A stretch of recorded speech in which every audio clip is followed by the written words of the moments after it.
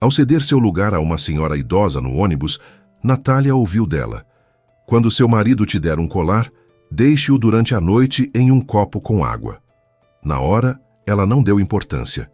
Mas dias depois, quando o marido realmente lhe trouxe um colar, Natália lembrou do aviso e o colocou no copo com água. Sejam bem-vindos ao canal Recanto das Histórias. Antes de começarmos, escreva nos comentários de onde você está nos assistindo. Queremos muito saber. Desejamos a vocês uma ótima experiência com essa história envolvente. Natália fechou a pasta de trabalho, desligou o monitor e se espreguiçou na cadeira, soltando o pescoço enrijecido. Faltavam 5 para 6. Hora de ir. Pela janela da contabilidade da construtora, o asfalto lá fora já escurecia. O final do ano roubava com segurança as últimas horas de luz do dia. No parapeito havia uma samambaia amarelada, a qual viviam esquecendo de trocar a água, e uma caneca com o resto de chá frio, o terceiro do dia. Ela guardou os documentos no cofre, conferiu se a fechadura estava trancada e tirou debaixo da mesa a bolsa. Uma bolsa marrom gasta de alça longa, que carregava há uns 5 anos. Comprar uma nova era sempre para depois, e também não havia dinheiro para isso, sendo honesta. O salário de contadora numa firma pequena na periferia da cidade não era o tipo de dinheiro que permitia gastar à toa com novidades. No corredor, cheirava a umidade e a água sanitária. A faxineira, Dona Zélia, já havia passado pelo piso do primeiro andar. Natália acenou para ela de passagem, empurrou a pesada porta de entrada e saiu para a rua. O vento bateu no rosto, fino e cortante. Ela levantou a gola da jaqueta e caminhou a passos rápidos até o ponto. 7 minutos ao longo do muro de concreto do distrito industrial, depois pela faixa de pedestres. E lá estava ele, o ponto com a cobertura torta e o horário que já fazia tempo ninguém consultava. O ônibus número 17 circulava segundo seu próprio horário, que não coincidia com nenhum horário oficial. Natália sabia esse trajeto de cor. Todo dia útil, 5 dias por semana, já havia 3 anos, do terminal até o ponto do Jardim das Flores. 35 minutos sem trânsito. Com trânsito, e nessa época do ano, havia sempre congestionamento. 50 minutos, às vezes 1 hora. Ela havia muito deixado de se irritar com isso, assim como havia deixado de se irritar com muitas outras coisas na vida. No ponto já havia algumas pessoas. Uma mulher com sacolas pesadas do supermercado, 2 adolescentes com mochilas, um homem idoso de boné que mexia no celular. Natália ficou um pouco afastada e tirou o próprio celular por hábito, não porque esperasse algo importante. Não havia mensagens. Afinal, para quem ela escreveria? A única amiga próxima, Lena, havia partido na primavera, mudando para a cidade da irmã, mais perto do litoral.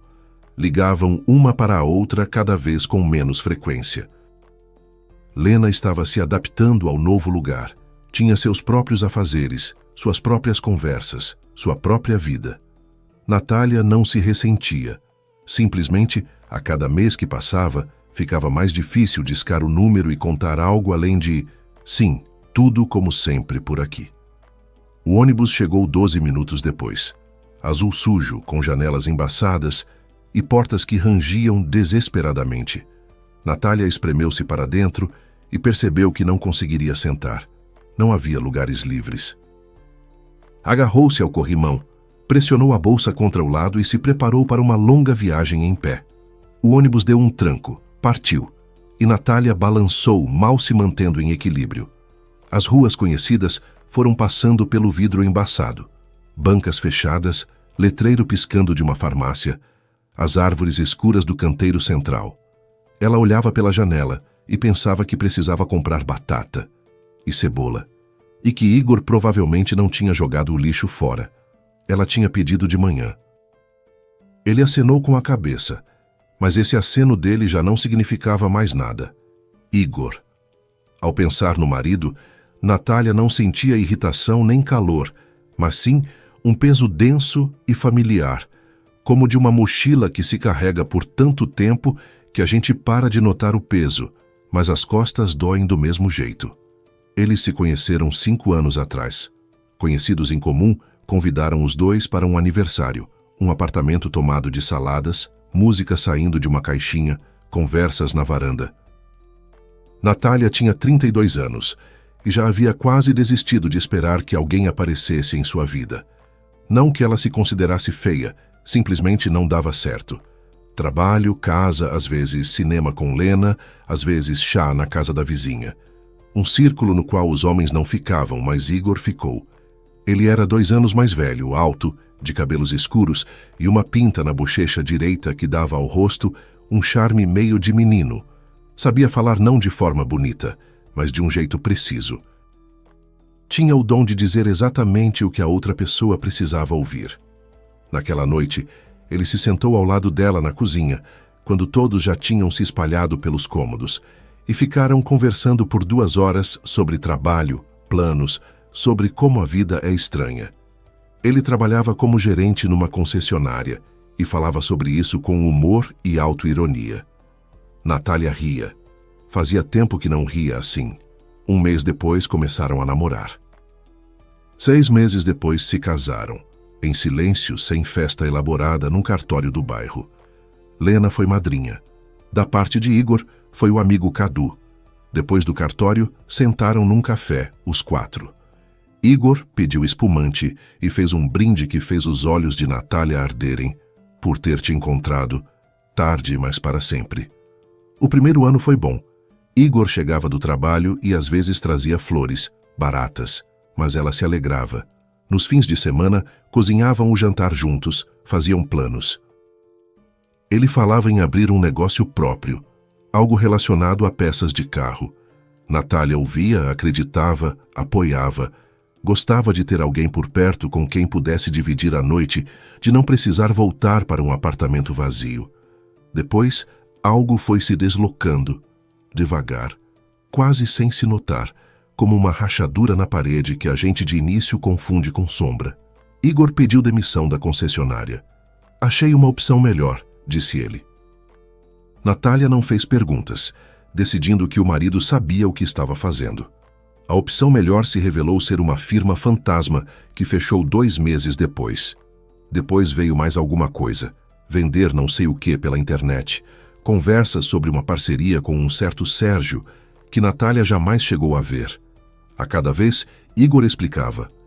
É temporário, estou procurando. O mercado está difícil agora, preciso encontrar meu nicho. Os meses passavam, o nicho não aparecia. Igor passava cada vez mais tempo no computador. Ora sites, ora vídeos, ora conversas intermináveis pelo WhatsApp. Às vezes, saía para encontros e voltava com humor indefinido, ora animado, ora sombrio. Dinheiro para casa ele não trazia. Às vezes conseguia bicos esporádicos, ajudava alguém com mudança, montava móveis por anúncio. Mas eram trocados que ele, na maioria das vezes, gastava consigo mesmo. Natália carregava tudo sozinha. Condomínio, comida, miudezas domésticas, tudo saindo do seu salário de contadora, que a cada ano parecia menor. Ela não fazia escândalos, não dava ultimatos, talvez devesse, mas crescera numa família em que as mulheres suportavam. A mãe suportava o pai, a avó suportava o avô, e isso era considerado normal. Não porque fossem fracas, mas porque acreditavam. É assim que tem de ser. Família é família, na alegria e na tristeza. A única riqueza verdadeira que Natália tinha era o sítio. Um terreno com uma casa de tijolos no bairro rural de Vila Cerejeira, a 20 minutos da cidade, perto de um lago. A avó, Dona Zila, havia lhe deixado a casa em testamento. Morreu 2 anos atrás, tranquilamente, durante o sono, aos 83 anos. Natália chorou tanto que não conseguiu falar no velório. A avó era para ela mais do que uma avó. Era âncora, ponto de apoio, alguém a quem se podia visitar a qualquer momento e simplesmente sentar na varanda com uma xícara de chá.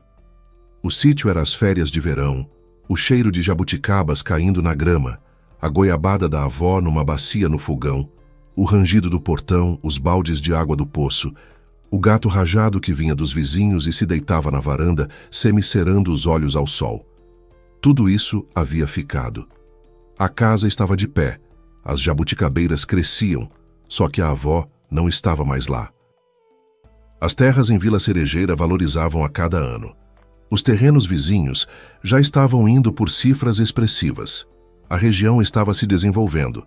Da cidade havia aberto uma estrada decente, perto estavam construindo um condomínio fechado. Natália sabia mais ou menos quanto valia o seu terreno, mas esse número não a interessava. Vender ela não pretendia. Igor, por sua vez, pretendia. Ele começou a tocar no assunto uns 6 meses depois da morte da avó. No início, com cuidado, como quem fala por acaso. Natália, eu estava pensando, a gente quase não vai ao sítio. Fica parado, a gente só paga imposto. E se a gente vender? Investe o dinheiro em alguma coisa proveitosa. Vi uma oportunidade, se tiver capital inicial. Natália balançou a cabeça em silêncio e foi para a cozinha. Igor não insistiu, mas alguns meses depois voltou ao assunto. Desta vez de forma mais concreta. Olha, fui me informar. Terrenos em Vila Cerejeira estão saindo a partir de 300 mil. Com a casa dá para vender por 400, se achar um comprador decente. É dinheiro de verdade, Natália. A gente poderia... Não, disse ela. Curto, sem explicações. Mas por quê? Você é uma pessoa razoável. A casa fica vazia de qualquer jeito, vai começar a arruinar. E a reforma? Eu disse não, Igor. É a casa da vovó. Não vou vender. Ele calou, mas ela viu o músculo na mandíbula dele se contrair. Ele entrelaçou os dedos nos joelhos e se virou para a janela. O assunto estava encerrado, mas como se descobriria depois, só para Natália. Igor parou de levantar o assunto diretamente, mas às vezes deixava escapar frases. Se a gente tivesse uma reserva decente, com um terreno desses as pessoas já teriam se mudado para um apartamento novo faz tempo. Natália deixava passar. Achava que ele estava só resmungando. Não sabia que ele havia muito deixado de só resmungar. Naquela tarde fria, o ônibus avançava pelo trânsito da noite parando em cada semáforo. Natália ficava de pé perto da porta traseira, agarrada ao corrimão, contando as paradas. Na terceira, antes da dela, o homem à sua frente levantou e foi em direção à saída. Natália sentou no lugar que ficara vago, plástico, frio, com o meio afundado, e esticou as pernas. As costas zumbiam depois de um dia inteiro na cadeira. Na próxima parada, as portas se abriram e uma senhora idosa entrou no ônibus, baixa, miúda, de casaco cinza comprido e boina de tricô verde escuro. Ela devia ter uns 70 anos, talvez mais. Subiu os degraus segurando o corrimão e olhou ao redor. Não havia lugares livres. Natália se levantou sem hesitar. Foi automático. Ela sempre fazia isso, desde criança. A avó havia ensinado. Se houver um idoso no transporte, levante, sem ficar pensando, sem debates internos. Simplesmente levante. Pode sentar, por favor, disse ela recuando para o lado. A senhora a olhou, sorriu agradecida, não com um sorriso largo, mas de um jeito caloroso, só com os olhos, e sentou. Natália voltou ao corrimão e se acomodou melhor. Nada de especial. Uma tarde comum num ônibus comum. Passaram-se 3 paradas. O ônibus foi aos poucos se esvaziando. As pessoas iam descendo. O aperto do fim do dia se dissipava. Natália já se preparava para a dela. Mudou a bolsa para o outro ombro. Apalpou o passe no bolso. E então sentiu um leve toque no cotovelo. Ela se virou. A velhinha da boina verde estava olhando para ela de baixo para cima. Os olhos, ao contrário do que Natália esperaria de uma mulher daquela idade, não eram lacrimejantes nem turvos. Eram claros, atentos, com uma agudeza penetrante, como se ela não apenas olhasse, mas enxergasse algo inacessível aos demais. Minha filha, disse a mulher em voz baixa, inclinando-se um pouco de modo que Natália sentiu um leve perfume de lavanda e algo de hortelã. Me escuta com atenção. Quando seu marido te der uma corrente, não coloque. Deixe de molho de noite num copo com água. Confie em mim. Natália ficou imóvel. A mão no corrimão apertou com mais força. Ela recuou meio passo, sem querer, e olhou para a velhinha tentando entender. Era uma brincadeira? Uma pegadinha? Talvez a mulher a tivesse confundido com outra pessoa. Que corrente, que copo! Igor não lhe dava nada há uns 2 anos. No último aniversário dela, trouxeram um buquê da banca mais próxima, 5 cravos embrulhados em celofane, sem nem assinar o cartão. E antes disso, Natália não conseguia lembrar quando ele havia lhe dado pela última vez algo que pudesse ser chamado de presente. Com licença, disse Natália, procurando manter a voz firme. Acho que a senhora me confundiu com alguém. A velhinha balançou a cabeça devagar. O movimento era calmo, seguro. Ela não tinha dúvidas. Não confundi, Natália. É só lembrar. Um copo com água. De noite.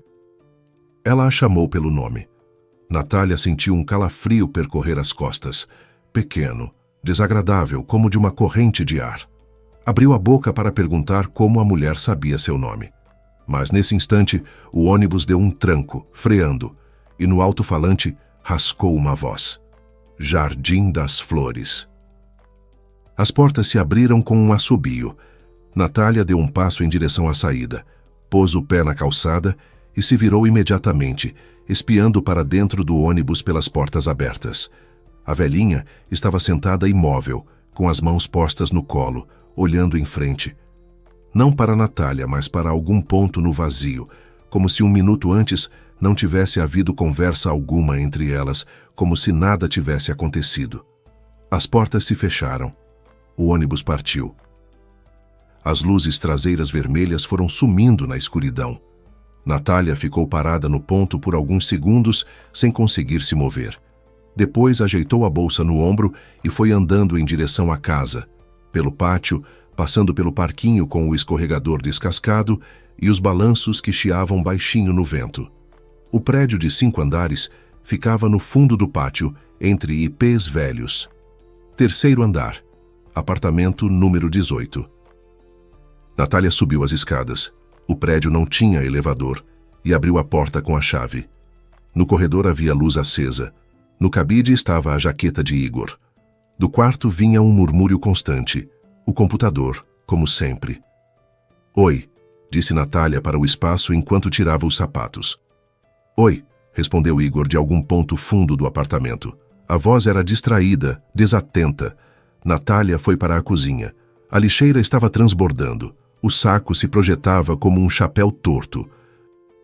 Ela o tirou em silêncio. Amarrou. Pôs junto à porta e então abriu a geladeira. Prateleiras quase vazias. Um pedaço de queijo na embalagem ressecada, um pote aberto de pepinos em conserva, 1 litro de leite, ovos. Ela pegou os ovos, colocou a frigideira no fogão. Enquanto o ovo frito chiava, Natália ficou parada na janela, olhando para o pátio. O poste lá fora iluminava uma poça d'água onde se refletia um pedaço de céu escuro. E de novo, como disco arranhado, a voz ecoava dentro dela. Não confundi, Natália. Copo com água. De noite. De onde aquela mulher sabia seu nome? Natália tinha certeza de que a via pela primeira vez. O rosto era desconhecido. A voz, ela não reconheceu. Talvez a velhinha tivesse alguma ligação com a avó. Vila Cerejeira era um bairro rural pequeno, todo mundo se conhecia, mas Natália não se lembrava entre as amigas da avó de ninguém parecido com ela. Ainda que, sendo honesta, nos últimos anos ela visitasse a avó com menos frequência do que deveria. Trabalho, vida doméstica, Igor. No jantar, se é que se podia chamar de jantar um ovo frito com pão e chá, Igor ficou sentado à frente dela, mexendo no celular sem levantar os olhos. Natália quis contar sobre a velhinha. As palavras já estavam na ponta da língua. Imagina, hoje no ônibus, mas se deteve. Algo a conteve, não medo, não suspeita, mas uma sensação difusa de que essa conversa não era para Igor, que ele dispensaria com um gesto, diria, a velha pirou, e voltaria para a tela. E provavelmente teria razão. Logicamente, claro que teria. Uma velhinha desconhecida num ônibus dando conselhos estranhos. E daí? Tem cada maluco andando no transporte público. Mas Natália não contou. Guardou os pratos, lavou a frigideira, limpou a mesa. Igor voltou para o computador. Ela foi para a cama, apagou a luz e ficou deitada por um longo tempo olhando para o teto. Do outro lado da parede, abafada, a voz de algum vídeo zumbia. Igor assistia a alguma coisa até tarde da noite. Quando o marido te der uma corrente... Natália virou de lado, puxou o cobertor até o queixo e tentou dormir. Que corrente? Igor não vai lhe dar corrente nenhuma. Ele não lhe comprou nem um chocolate em 2 anos. A velhinha se confundiu. Ou era simplesmente uma mulher esquisita. Acontece. Ela fechou os olhos e começou a contar as respirações. No 43º, adormeceu. Passou uma semana. O frio se instalou de vez. Pela manhã, as poças no pátio se cobriam de uma fina camada de gelo, que à tarde derretia com a garoa. Natália ia ao trabalho, voltava no mesmo ônibus, fazia o jantar e ia dormir. Tudo como de costume. O estranho encontro no ônibus ia gradualmente se apagando da memória, como uma fotografia velha. Os contornos ainda eram visíveis, mas os detalhes já se diluíam. Natália se pegou um par de vezes, lembrando os olhos penetrantes da velhinha e o cheiro de lavanda, mas logo se continha. Que seja. Na quinta-feira à noite, uma quinta-feira absolutamente comum, sem nada de especial, Natália voltou para casa um pouco mais tarde do que de costume. No mercado, perto de casa, havia fila. Ficou uns 15 minutos esperando por um pacote de arroz e uma garrafa de azeite de soja. Subiu ao 3º andar, chacoalhou as chaves, abriu a porta e imediatamente percebeu que algo estava diferente. No corredor cheirava a colônia, não o rastro de ontem, não um cheiro que tinha ficado, mas fresco, intenso, como se alguém tivesse acabado de se borrifar. Igor estava no corredor. Estava recém-barbeado, liso até ficar azulado, como nos tempos em que eles estavam se conhecendo. Usava uma camisa azul escura com estampa miúda, e Natália não logo entendeu por que aquela camisa parecia estranha. Depois, caiu a ficha. Era nova, nunca lavada, ainda com as dobras de fábrica nas mangas. Quando ele a tinha comprado, e principalmente com que dinheiro? Natália, vem cá, disse ele com uma voz diferente, mais suave do que de costume, com uma entonação que Natália não ouvia há muito tempo, talvez 1 ano, talvez 2. Era assim que ele falava quando a cortejava, quando queria impressionar. Ela largou a sacola de compras sobre o banquinho, tirou a jaqueta. Devagar, sem pressa. Algo dentro dela já havia se retesado, como uma corda, embora ela ainda não soubesse por quê. — O que foi? Perguntou ela. — Nada. Só que tenho uma coisinha para você. Ele estendeu a mão. Na palma havia uma caixinha pequena, de veludo azul escuro. O tipo que se encontra em joalherias. Natália ficou olhando para ela sem se mover. Por alguns segundos ficaram assim. Ele com a mão estendida, ela com o cachecol úmido na mão, e no corredor havia silêncio. Só o relógio na cozinha fazendo tic-tac. — Pega logo, disse Igor. Em sua voz lampejou algo impaciente, rápido, como uma sombra atrás do vidro. — Não morde. Natália pegou a caixinha. Era leve, quase sem peso. O veludo sob os dedos parecia macio e levemente frio. — O que é isso? Perguntou ela, embora as mãos já estivessem abrindo a tampa por conta própria. — Queria te dar uma alegria. Você trabalha tanto, se cansa. Pensei que você merecia algo bonito. Dentro, sobre uma almofadinha de cetim branco, havia uma corrente de ouro, fina, delicada, com uma trança caprichada. O fecho era um pouco maior do que o comum, com um pequeno elemento arredondado que parecia um adorno decorativo. À primeira vista, simplesmente uma joia. Nada de especial. E nesse instante, Natália foi atingida. Não foi um pensamento. Foi uma sensação. Física, como um empurrão no peito. A voz da velhinha, aquela mesma, baixa, com cheiro de lavanda. Quando seu marido te der uma corrente, não coloque. Deixe de molho de noite num copo com água. Os dedos tremeram. A caixinha quase escorregou das mãos. Natália a apertou com mais força e se forçou a levantar os olhos para Igor. Ele a observava à espera, com um leve sorriso, inclinando levemente a cabeça, assim como um cachorro inclina a cabeça quando espera que o dono jogue a bola. Ela deveria ter dito obrigada. Deveria ter sorrido, colocado a corrente, dado um beijo na bochecha dele. É assim que esposas fazem quando maridos lhes dão joias. Seria o normal. Mas normal não funcionava, porque era quinta-feira, não era aniversário, não era data de casamento, não era Dia Internacional da Mulher, porque o homem que há 2 anos não lhe comprara nem uma caixa de bombons estava de pé ali com uma camisa nova, cheirando a colônia e estendendo uma corrente de ouro. Porque a velhinha no ônibus sabia seu nome. Natália sorriu. O sorriso custou a vir, como se os músculos do rosto tivessem esquecido aquele movimento e fosse preciso reaprendê-lo. É bonita. Obrigada, Igor. Vou usar amanhã no trabalho. Hoje já é tarde e estou toda em roupa de casa. O rosto de Igor mudou. Bem de leve, por uma fração de segundo, o sorriso ficou, mas os olhos ficaram diferentes. Neles lampejou algo parecido com aborrecimento, com decepção. Ele claramente esperava que ela colocasse a corrente agora mesmo, ali no corredor diante dele. Tudo bem, como quiser, disse ele, enfiando as mãos nos bolsos. Mas use todo dia, tá? Vai te cair muito bem. Eu escolhi com cuidado. Claro, Natália concordou, com certeza. Ela levou a caixinha para o quarto, pôs sobre a mesinha de cabeceira ao lado do despertador e do copo d'água que sempre ficava ali de noite. Fechou a porta, encostou as costas nela e ficou assim por alguns segundos pressionando a palma da mão contra o peito. O coração batia rápido e irregular, como depois de uma corrida. Ela foi até a mesinha, abriu a caixinha e tirou a corrente. Segurou no ar, virou em direção à luz do abajur. A corrente parecia comum. A trança era fina e uniforme. O ouro brilhava. O fecho era um pouco mais robusto do que o usual nesse tipo de peça, com aquele elemento arredondado. Natália o examinou com os dedos. Liso, bem ajustado, sem frestas, sem detalhes suspeitos. Simplesmente um fecho. Então, o que ela estava procurando? O que temia? Uma velhinha desconhecida no ônibus havia lhe dito uma bobagem.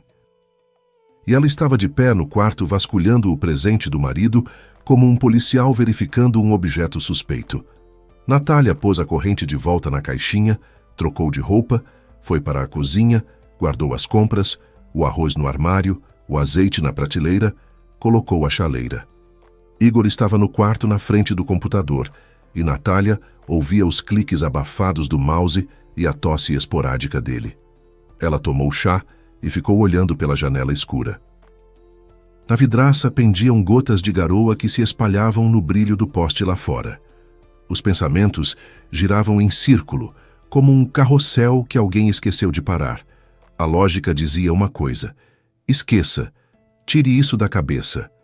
A velhinha é excêntrica. A corrente é só uma corrente. Alegra-se que o marido lembrou de você pelo menos uma vez. Mas algo diferente, não a lógica, algo mais fundo da região da intuição, daquele porão escuro da consciência onde a luz da razão não alcança.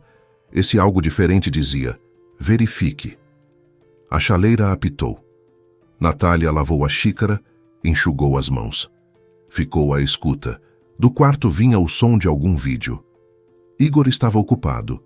Ela abriu em silêncio o armário de cima, tirou um copo de vidro, comum, facetado, do tipo que ficava naquela cozinha havia décadas.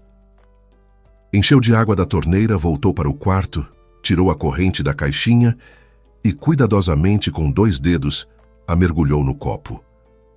A corrente deslizou para o fundo. A trança dourada se desenrolou levemente na água. O fecho tombou de lado. Natália tampou o copo com um pires, voltou para a cozinha, abriu a gaveta debaixo da cômoda, aquela onde ficavam as panelas, uma frigideira velha e formas de assar que ela não usava havia uns 3 anos. Empurrou o copo até o canto mais fundo, atrás de uma panela grande com o esmalte lascado. Igor nunca abria aquela gaveta. Em todos os anos, jamais. Cozinhar ele não cozinhava e utensílios não o interessavam. Ela fechou a gaveta, endireitou as costas e olhou para as próprias mãos.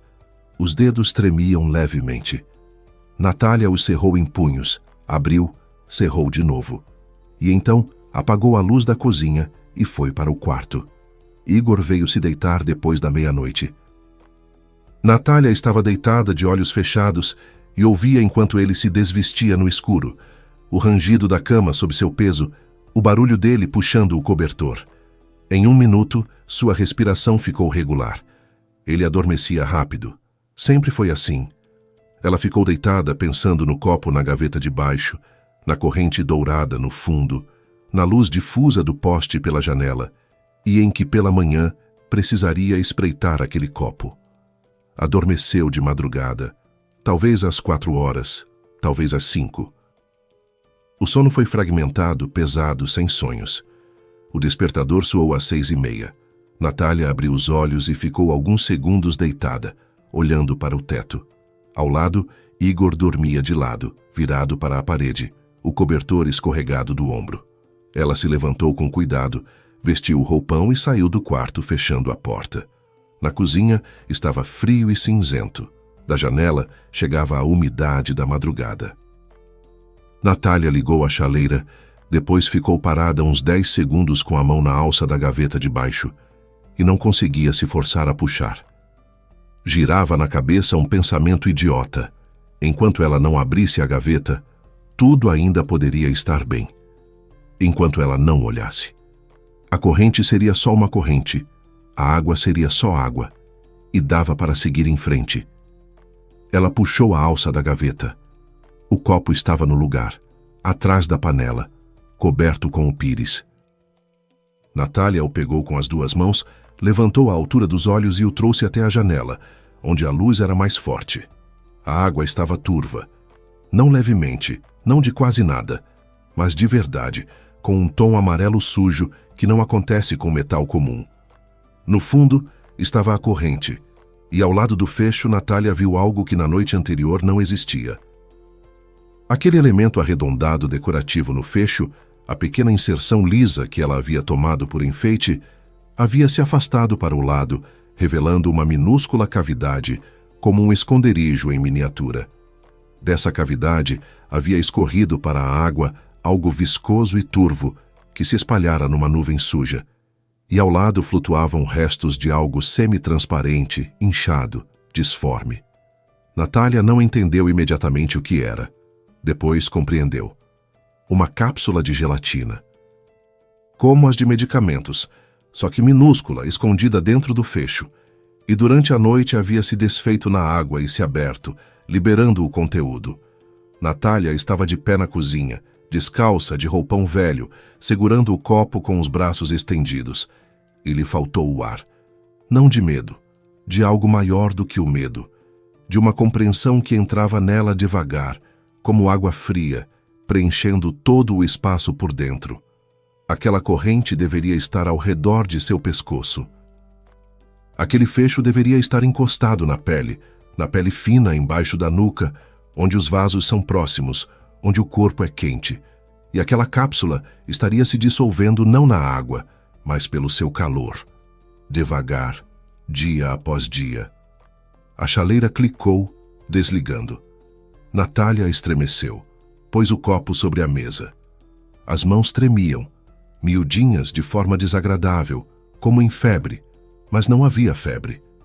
Ela ficou parada olhando para o copo com a água turva e pensando rápido, febrilmente. Um pensamento atropelava o outro. O primeiro impulso foi jogar tudo na pia, jogar a corrente no lixo e esquecer como um pesadelo ruim, fingir que nada havia acontecido. O segundo impulso foi entrar no quarto, acordar Igor e atirar o copo na cara dele. Gritar finalmente: "O que é isso? O que você fez? O que você queria fazer?" Mas Natália não fez nenhuma das duas coisas.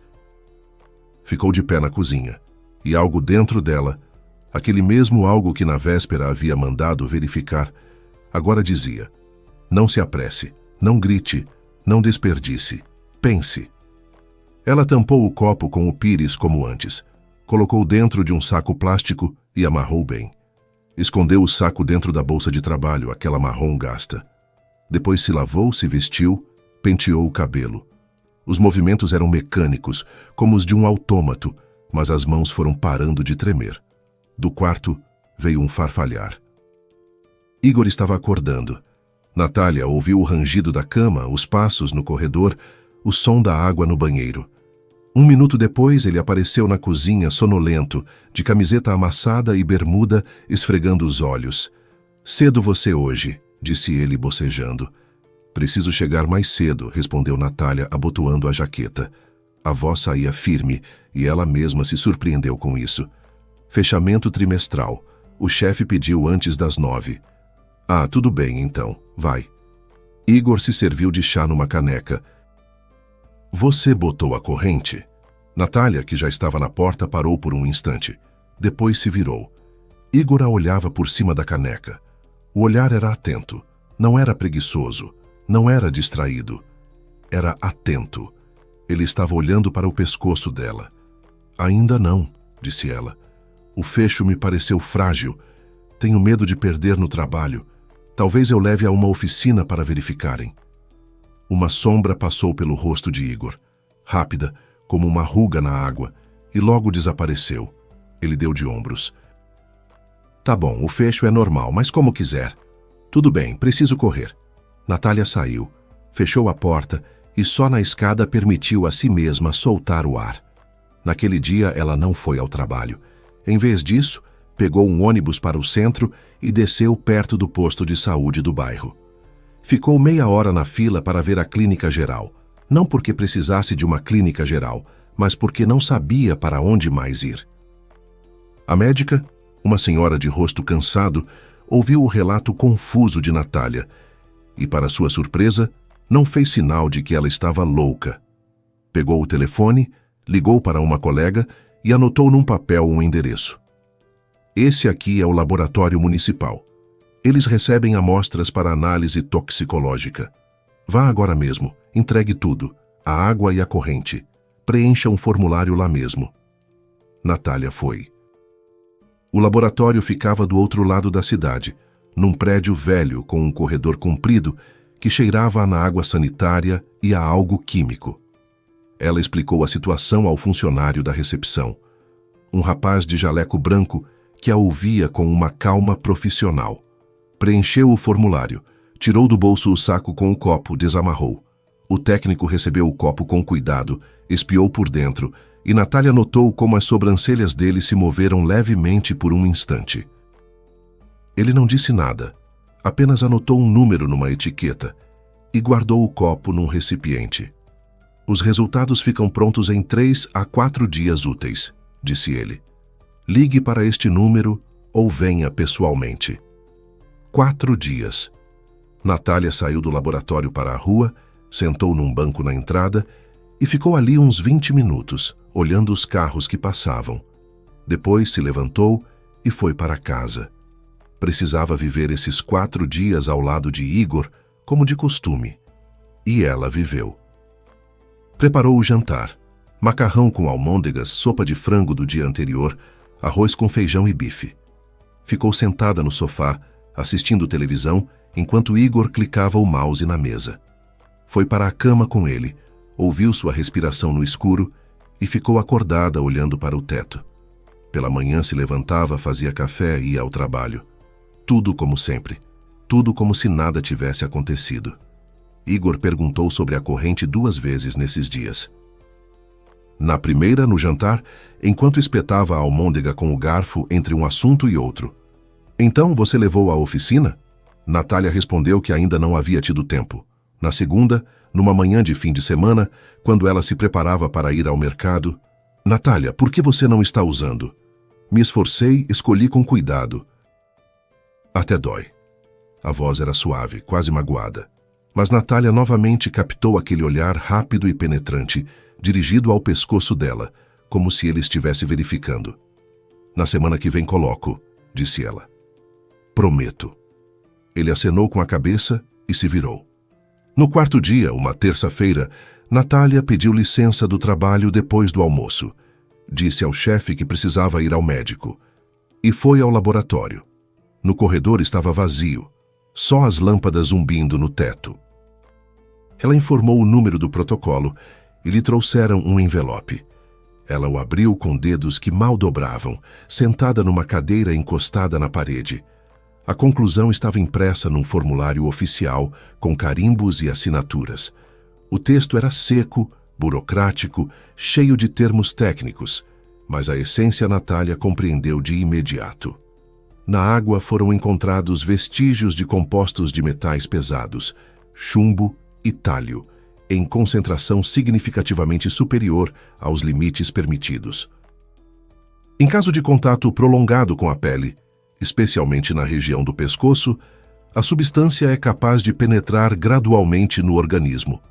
A cápsula de gelatina foi projetada para dissolução lenta pelo calor do corpo. Natália releu a última frase 3 vezes. Projetada para dissolução lenta pelo calor do corpo. O calor do seu corpo. O calor dela. Aquilo devia se dissolver sobre ela, ser absorvido por ela, envenenando-a dia após dia, semana após semana, enquanto ela ia ao trabalho, preparava sopa e adormecia ao lado do homem que havia feito aquilo. Ela dobrou a conclusão e a guardou no envelope. Meteu na bolsa, se levantou, saiu do laboratório. Lá fora soprava um vento frio e Natália caminhava pela calçada sem fechar a jaqueta, sem notar o vento, nem a garoa, nem os passantes. Por dentro estava vazio e pesado ao mesmo tempo, como num quarto de onde se tiraram todos os móveis, mas se esqueceu de apagar a luz. Ela não foi para casa. Foi para a delegacia. Na delegacia havia barulho. Atrás da parede, discutiam em voz alta. Portas batiam. O telefone tocava sem que ninguém atendesse. Natália ficou sentada numa cadeira dura no corredor, abraçando a bolsa com o envelope encostada nos joelhos.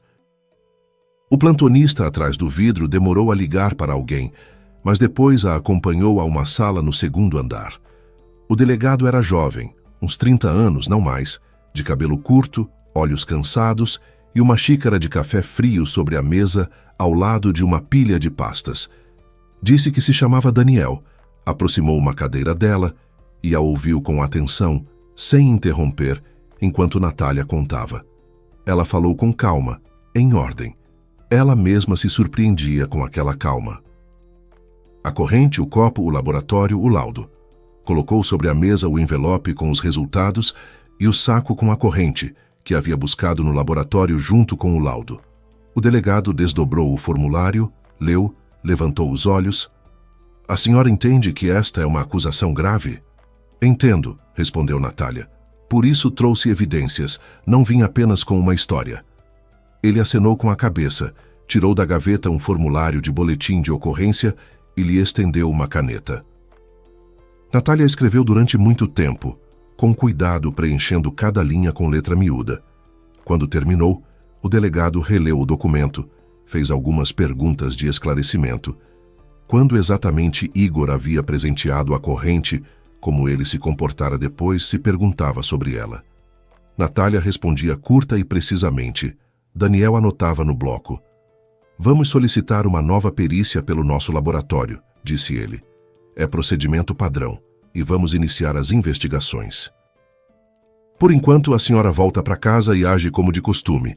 Não diga ao marido nada sobre o boletim, nem sobre os resultados. Vai conseguir? Vou, disse Natália, e entendeu que de fato conseguiria. Já havia 4 dias fazendo isso. A investigação avançou mais rápido do que ela esperava. 3 dias depois, a ligaram pedindo que fosse à delegacia. Daniel a recebeu na mesma sala, só que havia mais pastas sobre a mesa, e a xícara de café era outra, com a borda lascada. A segunda perícia confirmou os resultados, disse ele. Tálio e chumbo. Agora estamos verificando onde exatamente a corrente foi modificada. Solicitamos as gravações das câmeras de segurança das joalherias da cidade. Levará algum tempo, mas já estamos reduzindo o círculo. Natália acenou com a cabeça e saiu. O tempo se arrastava devagar, espesso, como mel escorrendo de uma colher. Ela continuava indo ao trabalho, voltando para casa, fazendo o jantar. Igor não notava nada, ou fingia não notar. Ele passou a perguntar com menos frequência sobre a corrente. Às vezes jogava uma frase de passagem, como quem não quer nada. Então ainda não colocou. Natália respondia que ia colocar no fim de semana, e a cada vez via aquela sombra rápida cruzar o rosto dele. Algum tempo depois, o delegado ligou de novo. A voz era outra, composta, direta. Encontramos a joalheria, óptica e joias brilhante, na Avenida das Acácias. Nas imagens das câmeras, seu marido aparece conversando com um ourives. A data é 10 dias antes de ele ter lhe dado a corrente.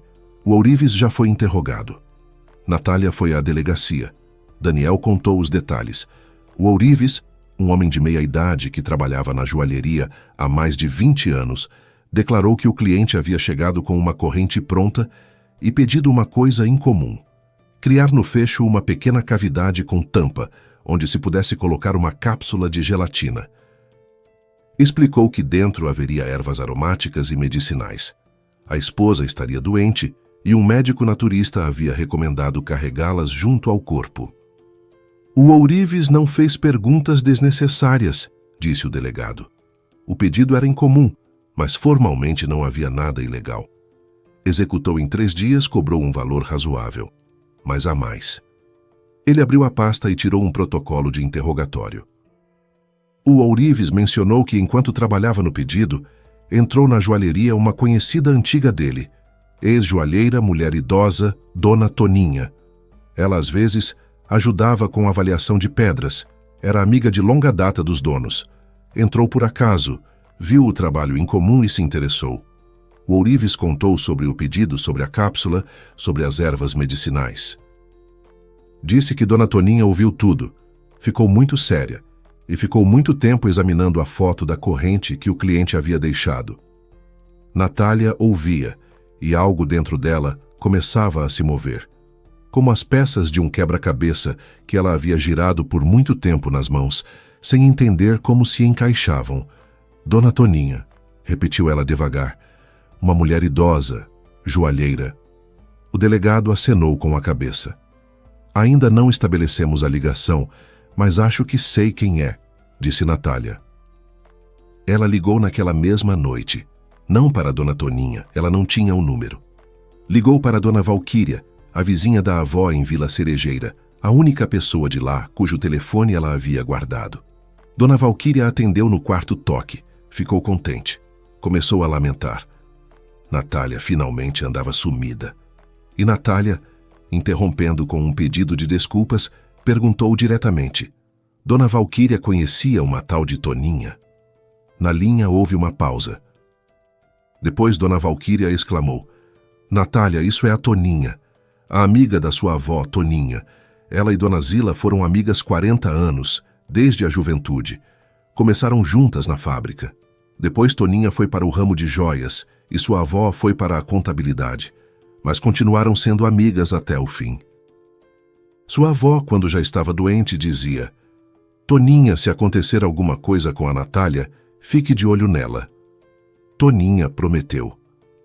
Natália estava sentada na cozinha, com o telefone pressionado contra o ouvido, e o quadro ia se montando peça por peça, como um mosaico ao qual faltava um fragmento que agora havia sido encontrado. Dona Toninha havia visto na joalheria um pedido estranho. A intuição profissional, 40 anos no ramo de joias, disse-lhe que ervas medicinais numa cápsula de gelatina escondida no fecho de uma corrente não soava verdadeiro. Mas ela não sabia para quem era aquela corrente. O ourives, porém, não vendo segredo algum no pedido, foi falando. Mencionou que o cliente se chamava Igor, que falava da esposa, que ela trabalhava muito, se cansava e que eles tinham uma casa em Vila Cerejeira. Iam vender em breve, mudar de vida, recomeçar. E por enquanto queria fazer um agrado à esposa com essas ervas. Vila Cerejeira, Igor, esposa, casa à venda. Dona Toninha sentiu um calafrio nas costas. Ela sabia perfeitamente a quem pertencia a casa em Vila Cerejeira. Dona Zila havia falado sobre ela tantas vezes que Toninha seria capaz de descrever cada jabuticabeira no quintal. E o marido de Natália se chamava exatamente Igor. Dona Zila Em vida, havia mencionado seu nome mais de uma vez, sempre com aquela mesma entonação de preocupação. Agora Dona Toninha sabia com certeza. Mas o que fazer? Ir à polícia com quê? Com uma suspeita? A cápsula o próprio cliente havia trazido. O ourives não sabia o que havia dentro. Formalmente, a lei não havia sido violada. Contar para Natália diretamente? Mas como? Ir até uma jovem praticamente desconhecida e dizer: seu marido quer te envenenar. Natália acharia que era louca. Não acreditaria numa palavra. Dona Toninha fez diferente. Ela sabia o endereço de Natália. Dona Zila havia dado em caso de emergência. Sabia qual ônibus ela tomava do trabalho. A avó mencionava nas conversas, reclamava que a neta balançava todo dia no número 17. Durante 3 noites seguidas, Dona Toninha, uma mulher de 70 anos com joelhos doloridos, entrava no ônibus número 17 em paradas diferentes e percorria toda a linha, perscrutando os rostos dos passageiros. Na 3ª noite, viu Natália. E lhe deu o único conselho que poderia funcionar. Sem acusações, sem explicações, sem pânico. Uma instrução simples e concreta. Coloca a corrente num copo com água. Se a cápsula tiver algo perigoso, a água vai mostrar. Se não tiver, nada acontece. E Natália simplesmente vai achar que encontrou uma velhinha esquisita. Dona Toninha a chamou pelo nome de propósito, para que as palavras ficassem gravadas na memória, para que Natália não pusesse de lado. E não ficou explicando nada, porque explicações teriam gerado não confiança, mas simples curiosidade. Natália desligou o telefone e ficou sentada por um longo tempo à mesa da cozinha, sem acender a luz. Lá fora, os postes brilhavam, gotas de garoa escorregavam pelo vidro. 3 noites. Uma mulher idosa durante 3 noites havia andado num ônibus alheio para avisar a neta da amiga falecida, sem saber ao certo se na cápsula havia veneno, arriscando parecer louca. Mas havia prometido a Dona Zila, e cumpriu. Igor foi detido 2 semanas após a apresentação do boletim. Natália soube disso não pelo delegado, mas pela vizinha do andar, que viu uma viatura policial entrar no pátio e 2 homens à paisana subirem ao 3º andar. A vizinha ligou para Natália no trabalho, transbordando de detalhes, mas Natália nesse momento já sabia. Daniel havia-a avisado de manhã brevemente por telefone. Hoje vamos realizar a prisão e a busca. Fique fora do apartamento até a noite. E ela ficou. Ficou sentada no trabalho, olhando para o monitor sem enxergar um único número. As mãos estavam sobre o teclado, mas os dedos não se mexiam. A colega Marina perguntou 2 vezes se estava tudo bem. Natália acenou com a cabeça e disse que era dor de cabeça. À noite, o delegado ligou de novo e pediu que fosse à delegacia. A voz dele estava firme, mas Natália captou algo novo. Não cansaço, mas um peso de quem viu o que esperava ver, e por isso não ficou mais aliviado. Na sala, Daniel contou resumidamente os resultados da busca. No computador de Igor foi encontrado o histórico de pesquisa dos últimos 6 meses. Ele havia procurado informações sobre envenenamento transdérmico, sobre a penetração de substâncias tóxicas pela pele. Lera artigos sobre os sintomas de intoxicação crônica por talho. Entrara em fóruns onde se discutiam casos de envenenamento por metais pesados. Inserira no buscador expressões como por quanto tempo é preciso expor ao talho para que a pessoa fique incapacitada e penetração transdérmica de chumbo pelo pescoço. As buscas haviam sido distribuídas pelo tempo com cuidado, não num único dia, mas ao longo de 3 meses, como se ele estivesse estudando o assunto sistematicamente, aos poucos. Encontraram também uma correspondência. Num aplicativo de mensagens, com um apelido que não coincidia com seu nome real, Igor conversava com uma conta anônima sobre a compra de um composto de talho. O pedido havia sido feito por um site que vendia reagentes químicos. Na encomenda constava reagente para experimento científico. A encomenda havia sido entregue num ponto de retirada alguns meses antes, mas o mais importante não foi encontrado no computador. Na gaveta da mesa, embaixo de uma pilha de revistas velhas, havia um contrato de doação pronto. Natália, doadora; Igor, donatário. Objeto da doação: terreno com casa em Vila Cerejeira. O contrato estava preenchido, faltavam apenas as assinaturas.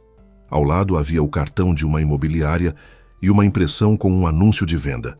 O terreno estava avaliado em R$450 mil.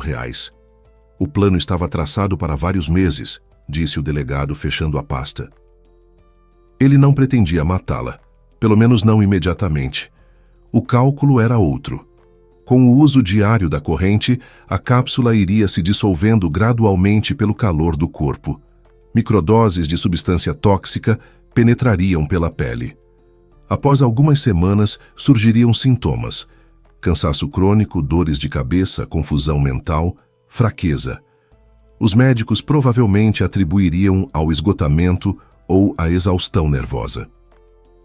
Nesse estado, deprimida, raciocínio comprometido, a senhora, pelo cálculo dele, assinaria sem grande resistência os documentos de transferência da propriedade e depois a venda. Natália ouvia e sentia que algo dentro dela se apagava definitivamente. Não raiva. A raiva havia queimado faz tempo. Não medo. O medo ficara para trás. Ao longo dos dias de espera, a última faísca, aquela que por semanas, em algum fundo de si mesma, ainda esperava que fosse um erro, que houvesse uma explicação, que Igor não pudesse, essa faísca havia se apagado. Podia. Calculara tudo. Encontrou a substância, encontrou o ourives, preparou o contrato, encontrou um comprador. 450 mil. Era assim que ele avaliava a vida dela. Não a vida, a saúde, a razão, a capacidade de dizer não. No interrogatório, Igor primeiro negou tudo. Disse que a corrente era um presente comum, que nunca ouvira falar de talho, que o histórico de buscas no navegador era por simples curiosidade. Estava assistindo a um documentário e quis ler mais. Quando lhe mostraram a correspondência sobre a compra do reagente, ficou em silêncio por alguns minutos e então mudou de tática. Disse que a cápsula de fato continha ervas medicinais, que a perícia havia se enganado, que ele só queria ajudar a esposa com o cansaço crônico, mas o conjunto das provas não lhe deixava espaço para manobra. O laudo laboratorial, confirmado 2 vezes, o depoimento do ourives, a gravação das câmeras de segurança, o histórico do navegador com dezenas de buscas intencionais, a correspondência sobre a compra do talho, o contrato de doação pronto, o cartão da imobiliária. Cada prova isolada poderia ser contestada, mas juntas formavam uma linha reta e implacável, como trilhos. O processo criminal foi enquadrado como tentativa de lesão corporal grave. Natália entrou com o divórcio no mesmo mês. O procedimento se revelou simples. Igor, sob investigação, não contestou. Os documentos foram processados rapidamente, sem disputas sobre bens, sem encontros no tribunal. Natália juntou as coisas dele, colocou em 2 sacos pretos e os levou à mãe de Igor. Uma mulher idosa que abriu a porta, olhou para os sacos, depois para Natália, e os pegou em silêncio, sem fazer uma única pergunta. O apartamento ficou vazio. Natália caminhava pelos cômodos e ia se reacostumando com o silêncio. A mesa do computador de Igor ela desmontou e levou para a varanda. No lugar dela, pôs o abajur da avó, que estava guardado no vão do armário.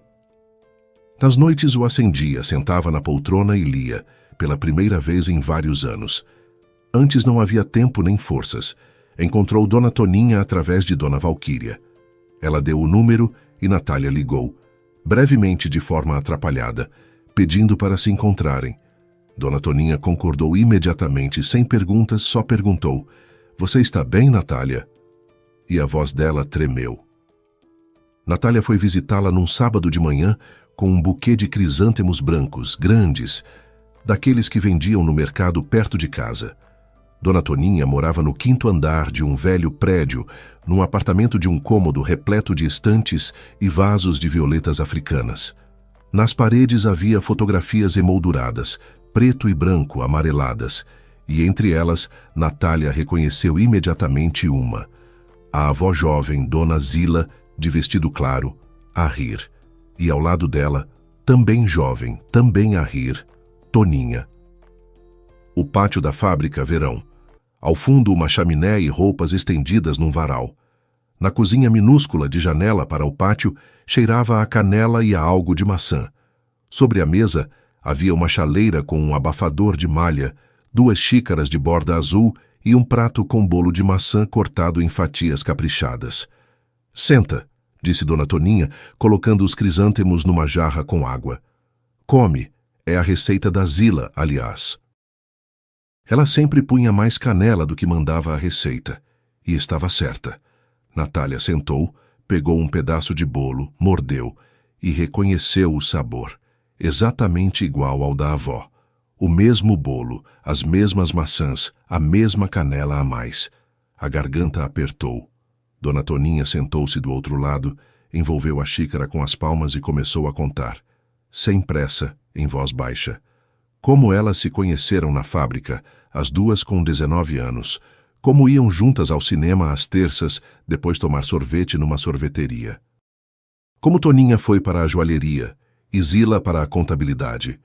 Mas todo sábado se telefonavam, e assim durante 40 anos sem interrupção. Ela me contava tudo sobre você, dizia Dona Toninha, olhando para a xícara. Como você se saía na escola, como entrou na faculdade, como se apaixonou pela primeira vez na 9ª série e chorou na cozinha dela. Ela se orgulhava de você. E quando você casou? Ela ficou contente, claro, mas se preocupava. Dizia, o marido da Natália não é ruim, parece, mas não é confiável, não tem firmeza, e olha para o meu sítio de um jeito estranho. Eu disse na época, não inventa, Zila, os jovens vão se entender. Ela balançou a cabeça. Ela respondeu que... Dona Toninha ficou calada, pôs a xícara sobre a mesa. Ela disse, Toninha, se acontecer alguma coisa comigo e a Natália estiver em apuros, não deixe ela na mão. Te peço, não tenho mais ninguém a quem pedir. Na cozinha havia silêncio. Lá fora pombos andavam pelo parapeito, batendo as unhas. Eu prometi, disse Dona Toninha simplesmente. E quando vi aquele pedido na joalheria, aquela cápsula no fecho, aquelas ervas medicinais, e depois ouvi o nome do cliente, Igor, que tinha uma casa em Vila Cerejeira à venda, algo dentro de mim partiu. 40 anos no ramo de joias, Natália, já vi de tudo, mas uma cápsula num fecho de corrente, nunca. Pessoas normais não fazem isso. E aí, Vila Cerejeira, Igor, tudo bateu. Lembrei imediatamente da Zila, como ela se preocupava com você, como dizia que o marido era pouco confiável, que ficava de olho no sítio, e não pude deixar assim. Natália estava sentada, os dedos entrelaçados nos joelhos. O bolo esfriava no prato. Da parede do vizinho chegava música baixa, algo melódico, antigo, do tipo que a avó ouvia no sítio com as janelas abertas de par em par. A senhora ficou 3 noites no ônibus, disse Natália. Com joelhos doloridos no frio. Dona Toninha acenou com a mão. Que joelhos? Doem há 20 anos, já me acostumei. E o ônibus? O quê? O ônibus? Com assento. Já passei por coisa pior. Ela sorriu, e naquele sorriso, Natália viu de repente a avó.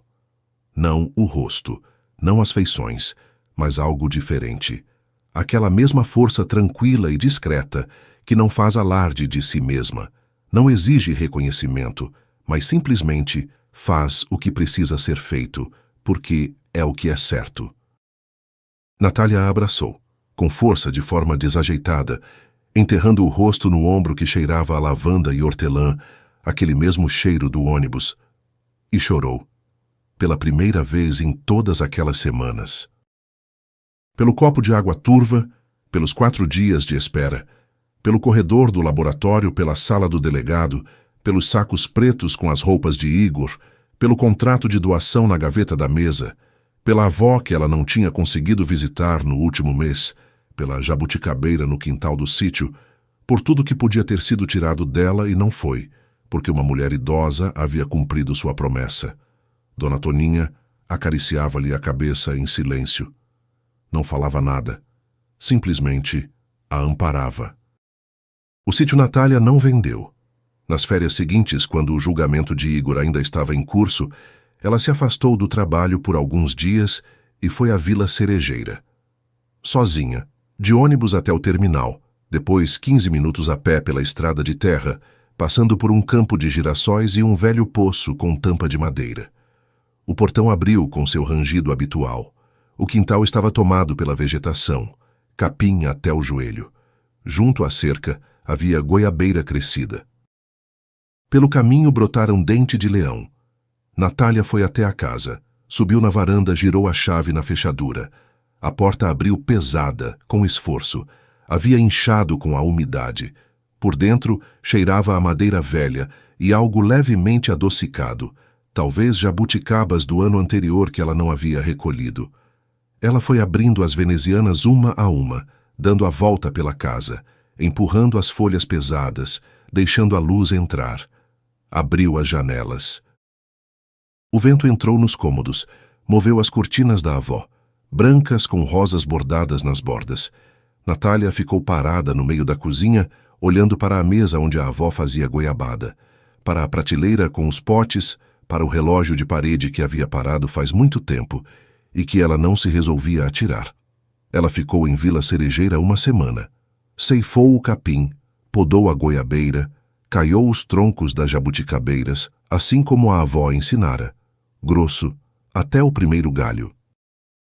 Remexeu as coisas no armário, não jogou nada fora, só arrumou mais caprichosamente.